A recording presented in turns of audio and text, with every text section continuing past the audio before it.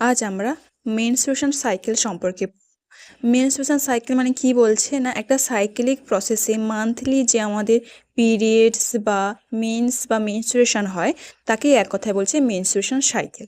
যার ইন্ট্রোডাকশানে কি বলছে না যখন একটা ওমেন চাইল্ড বিয়ারিং বা রিপ্রোডাক্টিভ এজ আমরা কোনটাকে বলবো না 15 থেকে 45 বছর ওল্ড যে ওমেনরা তাদেরকে আমরা রিপ্রোডাক্টিভ এজ বলতে পারি বা চাইল্ড বিয়ারিং এজ বলতে পারি। মানে মেনলি এই টাইম ডিউরেশনের মধ্যেই আমাদের মেনস্ট্রুয়েশন সাইকেলটা মেনস্ট্রুয়েশনটা হয়, যেটাকে আমরা রিপ্রোডাক্টিভ এজ বলতে পারি।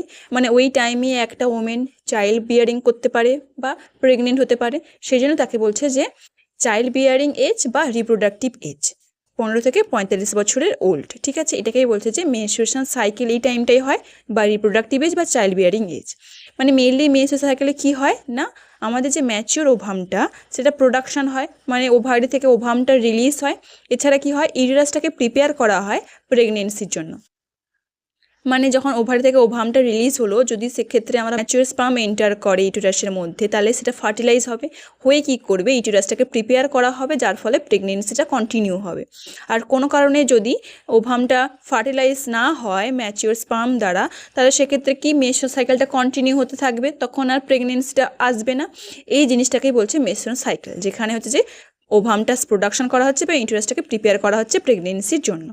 আর ডেফিনেশনে কি বলেছে মেনস্ট্রুয়েশন মানেটা কি, এটা পিরিয়ডিক ডিসচার্জ কিসের না blood, mucus, uterine cellular debris, এগুলো হচ্ছে যে এটা পিরিয়ডিক ডিসচার্জ আকারে হয় কিসের জন্য একটা সাইকেলিক ইন্টারভেলে from menarche to menopause. Menarche মানে কি যখন আমাদের ফার্স্ট যে মেনস্ট্রুয়েশনটা হয়, মানে ফার্স্ট যখন আমাদের পিরিয়ডসটা স্টার্ট হয় একটা ওমেনদের মধ্যে তাকে বলা হচ্ছে মেনার্কি। আর মেনোপজ মানে যখন পার্মানেন্টলি স্টপ হয়ে যাচ্ছে, যেটা মেনলি কত হয় 45 থেকে 50 এজের মধ্যেই হয়ে যায়, তাকে বলা হচ্ছে মেনোপজ। তাহলে এই স্টার্টিং থেকে এন্ড, এই মেনার্কি থেকে মেনোপজ পর্যন্ত একটা সাইকেলিক ইন্টারভেলে মানে একটা টাইম ডিউরেশন রয়েছে যে এই টাইম অন্তর অন্তর আমাদের মেনস্ট্রুয়েশনটা হবে এবং সেটা সাইকেল এবং রোটেট হতে থাকে। সেই সাইকেলিক ইন্টারভেলে যখন স্টার্টিং থেকে এন্ড পর্যন্ত যে পিরিয়ডিক একটা ডিসচার্জ অফ ব্লাড, মিউকাস এবং ইউটেরাইন সেলুলার ডেভিস হয় তাকেই বলা হচ্ছে যে মেনস্ট্রুয়েশন। বোঝা গেছে ব্যাপারটা?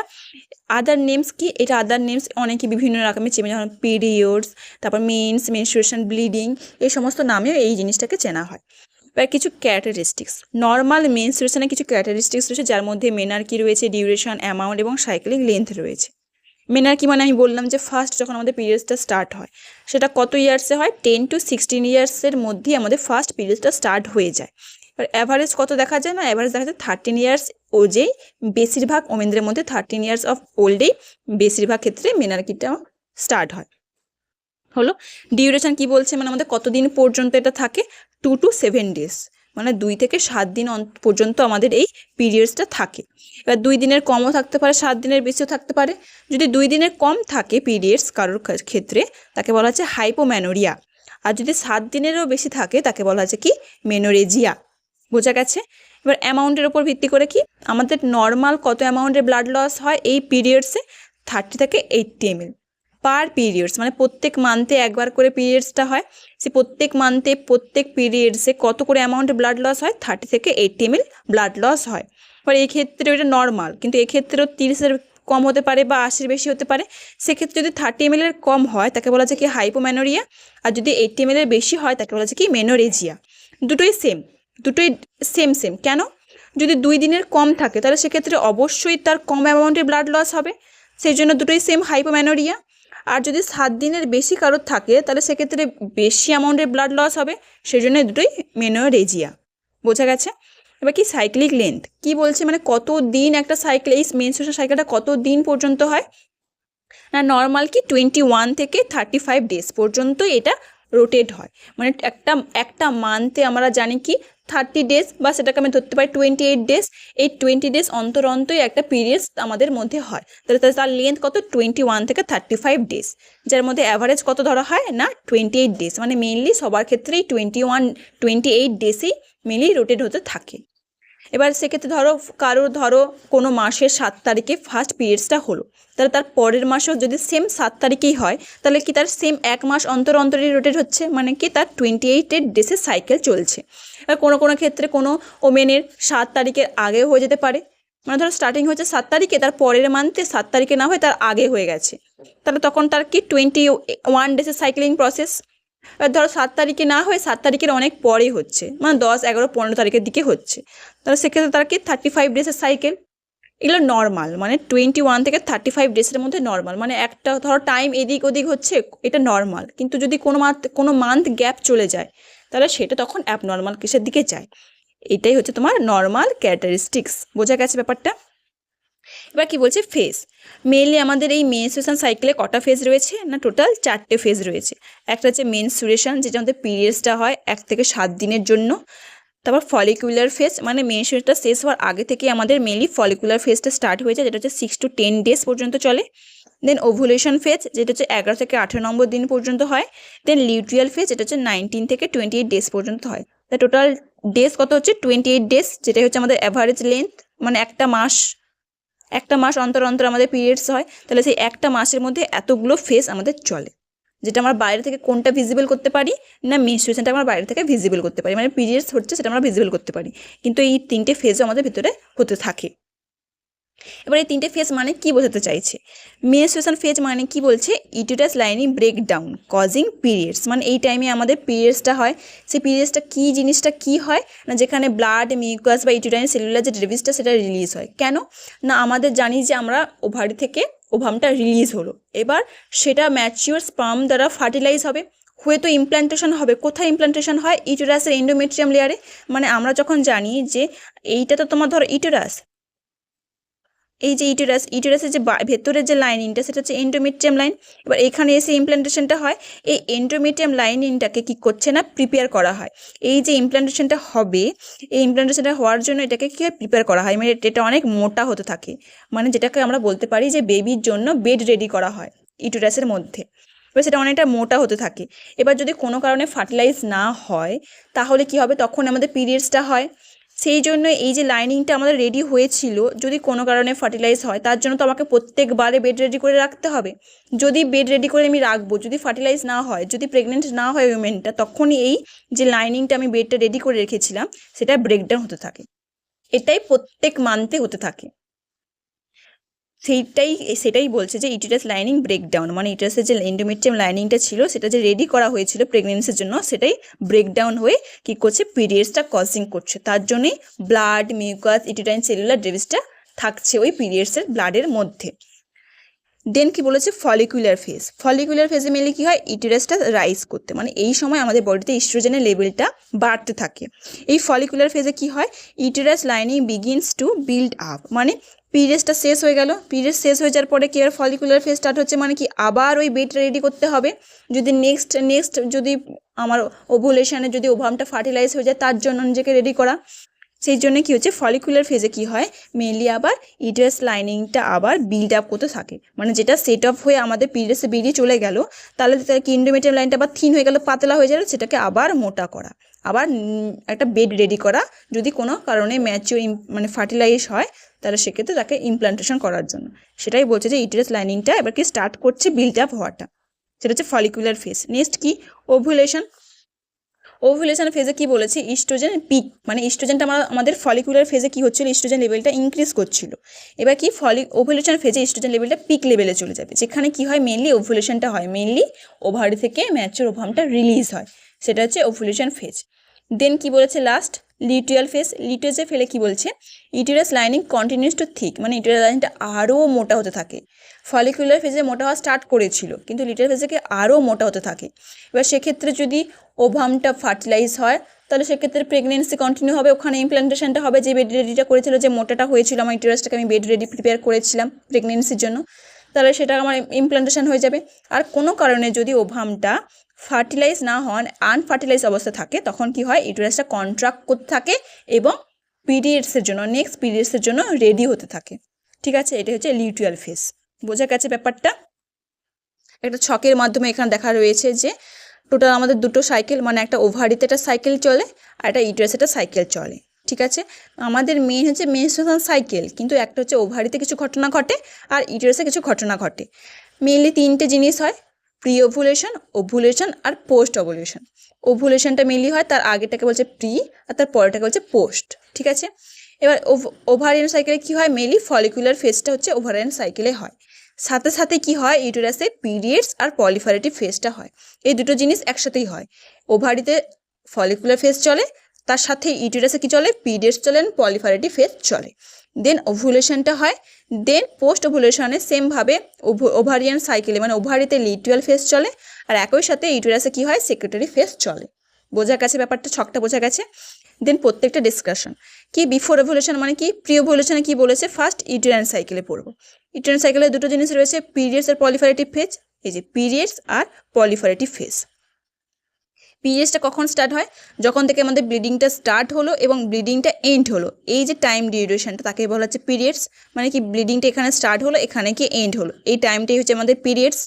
যেখানে কি ব্লাড কামস আউট হচ্ছে, মানে ব্লাডটা বাইরে বেরিয়ে আসছে, এবং সেক্ষেত্রে কি এন্ডোমেট্রিয়ামটা থিনেস্ট হচ্ছে, মানে কি এক্ষেত্রে এন্ডোমেট্রিয়াম লেয়ারটা ব্রেকডাউন হচ্ছে, যেহেতু তার এন্ডোমেট্রিয়াম লেয়ারটা কি পাতলা হবে, যতটা মোটা হয়েছে সেটা পাতলা হবে, সেটাকেই বলা হচ্ছে পিরিয়ডস। ঠিক আছে, এক্ষেত্রে কি হয়, ইস্ট্রোজেনটা মানে ইনিশিয়ালি রাইজ থাকে, মানে সবে স্টার্ট হয়েছে ইনক্রিজ করাটা, ইস্ট্রোজেন লেভেলটা ইনক্রিজ করা স্টার্ট হয়েছে, কিন্তু প্রোজেস্টেরনটা তখন লো থাকে, প্রোজেস্টেরন লেভেলটা লো থাকে, ইস্ট্রোজেনটা সবে স্টার্ট হয়। দেন পলিফারেটিভ ফেজ, পলিফারেটিভ ফেজ কাকে বলছে, যখন পিরিয়ডসটা এন্ড হলো, পিরিয়ডস এন্ড হওয়া থেকে ওভুলেশনটা স্টার্ট হওয়া পর্যন্ত তাকে বলা হচ্ছে কি পলিফারেটিভ ফেজ। দেখো, end of the periods to until ovulations, এটাকে বলা হচ্ছে পলিফারেটিভ ফেজ, যেখানে কি ইউটেরাসটা বিল্ড আপ হয়, মানে পিরিয়ড তো শেষ হয়ে গেল, ইউটেরাস তো ব্রেকডাউন হয়ে গেল, দেন কি পলিফারেটিভ ফেজে ইউটেরাসটা আবার বিল্ড আপ করবে, সেটাকেই বলা হচ্ছে ইউটেরাইন সাইকেল। দেন ইউটেরাসটা বিল্ড আপ করা স্টার্ট করছে, যেখানে সেক্ষেত্রে সাথে সাথে কী হচ্ছে, ওভারিটা প্রিপেয়ার করছে এগটাকে, এটা কিন্তু ওভারিতে চলে। এই টাইমে কি হয়, ইস্ট্রোজেনটা ইনক্রিজ করতে থাকে। দেন ওভারিয়ান সাইকেল, ফলিকুলার ফেজ, এই যে ফলিকুলার ফেজ, এটা ওভারিতে চলে, এই তিনটে একসাথেই হয়। ফলিকুলার ফেজে কি বলছে, স্টার্টিং, তো এইটা কি একদম পিরিয়ডসটা স্টার্ট হওয়া থেকে ওভুলেশন স্টার্ট হওয়া পর্যন্ত পুরোটাকে বলা হচ্ছে follicular phase. Start of periods থেকে আনটিল ওভুলেশন পুরোটাই হচ্ছে ফলিকুলার ফেজ, যেখানে কি ওভারিগুলো এগটাকে প্রিপেয়ার করে এবং রিলিজ করার জন্য রেডি হয়, মানে ওভারিগুলো ম্যাচিওর ওভামটাকে রিলিজ করার জন্য রেডি হয়, যেখানে কি হচ্ছে এফএসএইচটা লোয়ার থাকছে, এখানে ফলিকুলার স্টিমুলেটিং হরমোনটা লোয়ার লেভেলে থাকে, কিন্তু ইস্ট্রোজেনটা ইনক্রিজ করতে থাকে। ঠিক আছে, দেন এবার কি ওভুলেশনটা, মেনলি ওভুলেশনটা হবে। এবার ওভুলেশনটা কি হচ্ছে আমরা জানি কি, মেনলি ওভুলেশনের টাইম ডিউরেশনটা কত, 11 থেকে 18 নম্বর দিন। যদি একটা মান্থের ফার্স্টের দিকে পিরিয়ডসটা হয়, তাহলে তার আমি 11 থেকে 18 নম্বর দিনটাকে আমরা ওভুলেশন ফেজ বলতে পারি। এবার এই 11 থেকে 18 নম্বর দিনের মধ্যে স্পেসিফিক কোন টাইমটা আমাদের ওভুলেশনটা হয় না, 13 থেকে 15 নম্বর দিনে আমাদের মেনলি ওভুলেশনটা হয়, মানে মেনলি ওভার থেকে ওভামটা রিলিজ হয়। এইটা আমরা বলতে পারি কি নেক্সট পিরিয়ডসের আগের ঠিক 13 থেকে 15 নম্বর দিন, বা ফার্স্ট পিরিয়ডসের ঠিক 13 থেকে 15 নম্বর দিন পরে, মানে এটা হচ্ছে মিডিল। ঠিক আছে, মানে আমাদের যে পরের পিরিয়ডসটা স্টার্ট হবে তার ঠিক আগের 13 থেকে 15 নম্বর দিন, এটা আমরা বলতে পারি, বা আমাদের যে আগের পিরিয়ডসটা হয়েছে তার থেকে ঠিক 13 থেকে 15 নম্বর দিন পরে আমাদের মেনলি ওভুলেশনটা হয়, দুটোই বলা যায়।